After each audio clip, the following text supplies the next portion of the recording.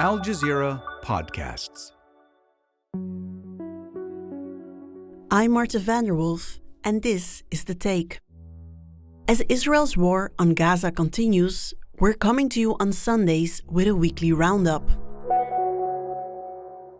This week, 186 days into a ceasefire, Israel has killed at least 713 Palestinians in Gaza. Trump sets new deadline for Iran. Israel passes death penalty law for Palestinians. Gaza yellow line continues to extend. Today, Sunday, April 5th, Israel has killed at least 72,289 Palestinians in Gaza since October 7th, 2023.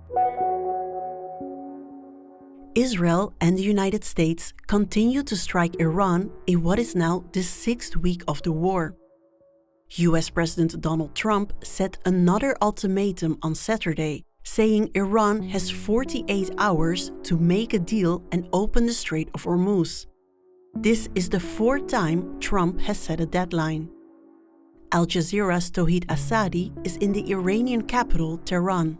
Tehran is taking these threats very seriously, specifically seeing the developments over the past 1 week or two, and the very fact that right now we see an extension when it comes to the scope of the American and Israeli airstrikes targeting the very infrastructure and infrastructurally significant points, steel companies, Cyril, as well as hospitals, schools, and other important facilities such as a bridge that happened to be targeted the other day, the important pharmaceutical sites, and the list goes on and on to include other infrastructure inside the country. And this is obviously very much important, very much dangerous. Still, what we hear from the Iranian side is a message of resilience and defiance.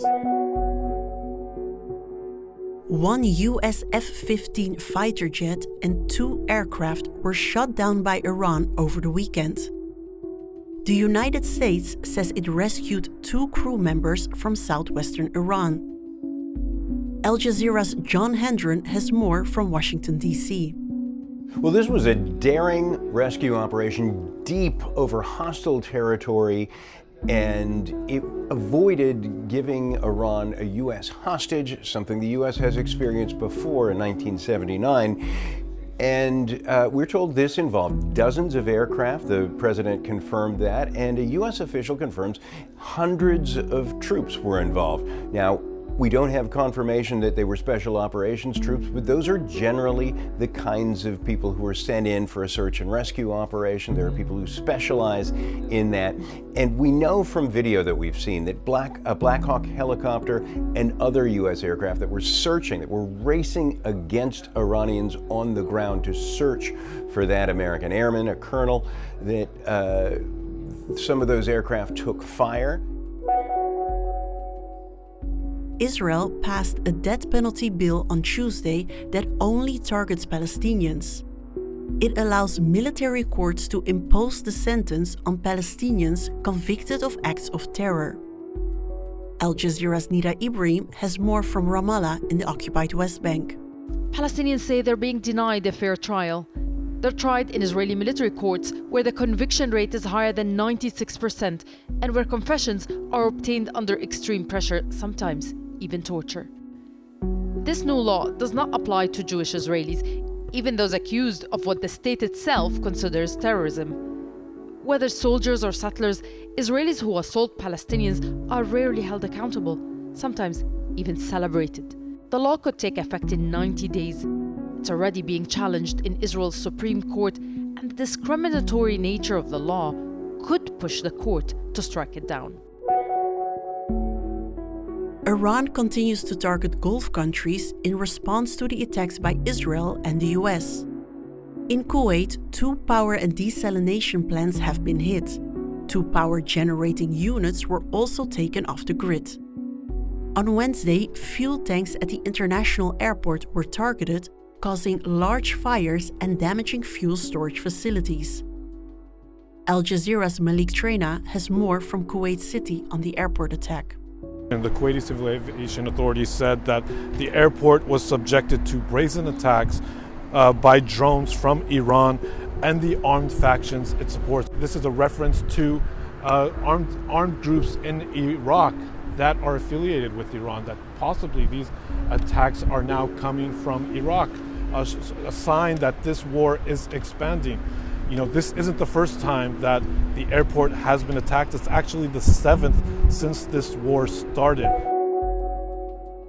The yellow line in Gaza is expanding according to residents. The demarcation line was set up by the Israeli army during the first phase of the ceasefire in October 2025. It takes up nearly 60% of the Gaza Strip. Al Jazeera's Hani Mahmoud reports from Gaza City. It is not officially marked, and there are no clear signs on the ground. But people in Gaza often know exactly where it is, because getting too close can be extremely dangerous. Over time, this unmarked line has expanded, particularly along the eastern areas of the Strip, pushing Palestinians away from their land once they lived on, farmed, and worked. For many Palestinians, this is where the yellow line begins, an invisible boundary that is increasingly shrinking the space available for people to live. Along this line, there are also signs of what appears to be a more permanent military presence. Israeli forces have set up positions and posts in several areas, some of them used, people here say, as launching points for incursions into nearby neighborhoods.